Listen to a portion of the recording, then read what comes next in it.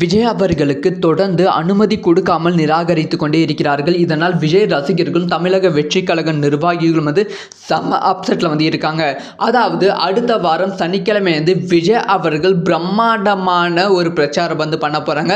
So நாமக்கல்லில் விஜய் அவர்கள் பிரச்சாரம் பண்ண போகிறாங்க. இதுக்கான அனுமதியை தான் விஜய் அவர்கள் கேட்டு இருந்தாங்க. ஸோ காவல் அதிகாரிகள் கிட்ட 7 இடத்தை செலக்ட் பண்ணி தமிழக வெற்றி கழகம் கொடுத்துருந்தாங்க. அந்த 7 இடத்தையும் இப்போ காவல் அதிகாரிகள் நிராகரித்திருக்காங்க அப்படிங்கிற செய்தி கிடைச்சிருக்கு.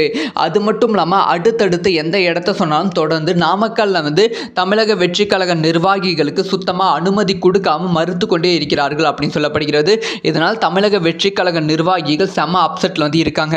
விஜய் அவர்கள் வாண்டடாக தான் நாமக்கல் தொகுதியில் இந்த டைம் நம்ம பிரச்சாரம் பண்ணணும் அப்படி சொல்லி சென்னையிலிருந்து நாமக்கலுக்கு வந்தாங்க. ஸோ சென்னை தொகுதியில் தான் ஆக்சுவலாக பிரச்சாரம் பண்ண வேண்டியது, அதாவது திருவள்ளூர் அதுக்கப்புறமா செங்கல்பட்டு தொகுதியில். ஆனால் விஜய் அவர்கள் வாண்டடாக கரூர் நாமக்கல் தான் பிரச்சாரம் பண்ண போனாங்க. அதுக்காக தான் இவ்வளவு எதிர்ப்பு திமுக சைடிலிருந்து காவல் அதிகாரிகள் மூலமாக கொடுத்து கொண்டு வருகிறார்கள். ஸோ விஜய் அவர்கள் இதை எப்படி சமாளித்து அனுமதி பெறுவார்கள் அப்படிங்கிற விஷயத்தை வெயிட் பண்ணி தான் பார்க்கணும். இதை பற்றி உங்களோட ஒப்பீனியனை கமெண்ட்டில் லீவ் பண்ணுங்கள்.